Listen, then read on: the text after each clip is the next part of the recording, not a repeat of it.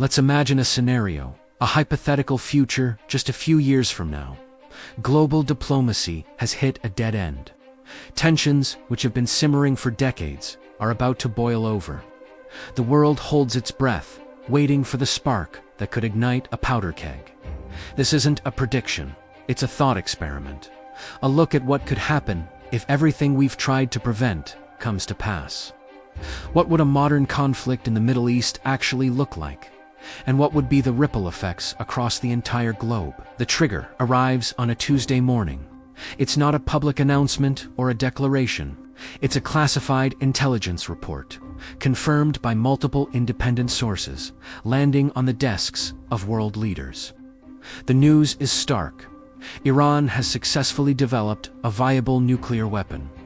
More than that, intelligence satellites show undeniable evidence of preparations to mount the warhead onto a long-range ballistic missile. The ultimate red line has been crossed.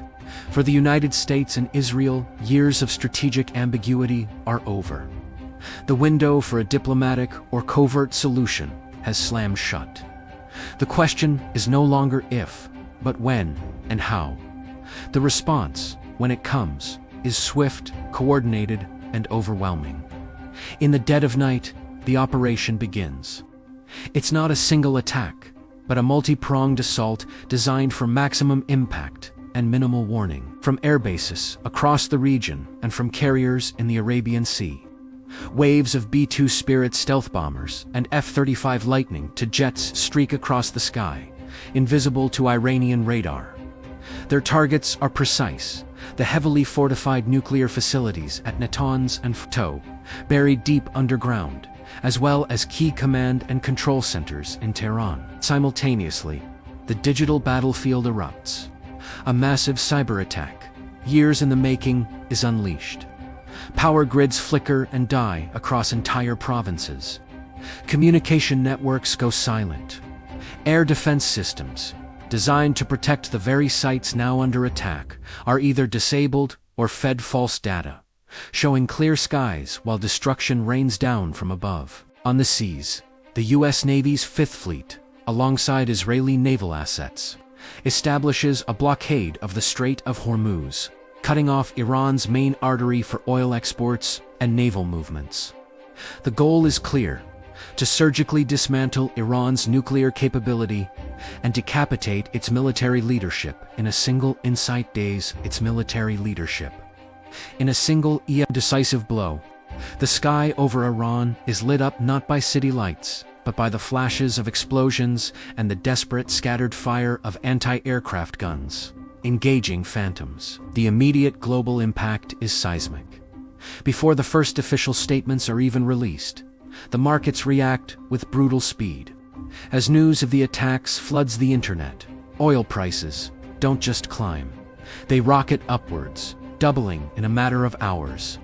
The specter of a choked-off Strait of Hormuz, through which nearly a fifth of the world's oil supply passes, sends shockwaves through the global economy. Stock markets from Tokyo to New York nosedive, entering a freefall as investors panic and flee to the safety of gold and government bonds. The Dow Jones, FTSE, and Nikkei all post their largest single-day losses in years. Emergency sessions are called at the United Nations in New York and at NATO headquarters in Brussels. World leaders are on frantic calls, trying to de-escalate a situation that is spiraling out of control. Allies of the US and Israel are forced to pick sides, while rivals like Russia and China condemn the attack as a flagrant violation of international law. The world map on news channels is covered in graphics showing disrupted shipping lanes, no-fly zones, and the deployment of military assets. Airlines cancel all flights over the Persian Gulf and surrounding areas. Suddenly, the world feels a lot smaller and a lot more dangerous. The globalized system we take for granted shows its fragility, cracking under the pressure of a regional conflict with global consequences. From this point, the future splinters into several possible and deeply troubling timelines. Let's first consider the worst-case scenario. The initial strike, while devastating, fails to completely destroy Iran's retaliatory capabilities or the will of its leadership. In response, Iran unleashes its own arsenal.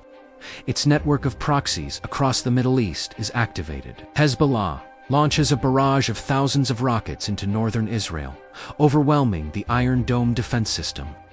Houthi rebels in Yemen use anti-ship missiles to target commercial vessels and naval ships in the Red Sea. Militias in Iraq and Syria launch drone and rocket attacks on U.S. bases in the region. The conflict doesn't stay contained. It metastasizes into a full-blown regional war. Saudi Arabia and the UAE, seeing a direct threat from Iran and its proxies, officially enter the conflict on the side of the US and Israel. This drags in other powers, each with their own agendas and alliances. The Persian Gulf becomes a naval war zone. The fighting spills into the streets of Baghdad, Beirut, and Damascus. The humanitarian crisis is catastrophic. Millions of refugees flee the crossfire, creating an unprecedented displacement crisis that dwarfs previous ones. The global economy, already reeling, goes into a deep recession. The intricate web of alliances and rivalries tears apart, and the world finds itself on the brink of a conflict far larger and more devastating than anyone had imagined. This is the nightmare scenario. A fire that once started consumes everything in its path. But there is another possibility, one that is no less tragic, but charts a different course. Let's call it the uncertain future. In this timeline, the initial US-Israeli strikes are brutally effective. They succeed in not only crippling Iran's nuclear program for the foreseeable future, but also in severing the head of its military and political command structure. The regime, already facing internal pressure from a disgruntled population, is thrown into chaos. The leadership is fragmented, unable to mount a coherent response. This power vacuum doesn't immediately lead to peace. Instead, it could trigger a period of intense internal strife, possibly even a civil war, as different factions vie for control. The Islamic Revolutionary Guard Corps might try to consolidate power, leading to clashes with the regular army or various political groups. The internal collapse of the regime would be violent and messy. The human cost would be immense, paid by ordinary Iranian citizens caught in the middle. However, from these ashes, something new might eventually emerge. If the forces of reform and democracy, long suppressed, are able to navigate the chaos and gain support, it could pave the way for a new government. This new Iran might be one that seeks to reintegrate with the international community, abandon its nuclear ambitions for good, and focus on rebuilding the country. It's a sliver of hope, but it's a path forged through immense suffering and instability. It presents a profound moral question. Can a potentially better long-term future justify the tragic and violent cost of getting there? There's no easy answer.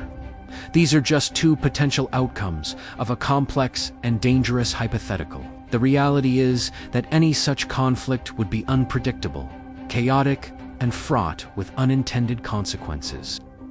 It highlights the immense responsibility that rests on the shoulders of diplomats and leaders to prevent such scenarios from ever becoming reality. The tools of war are sharper and more destructive than ever.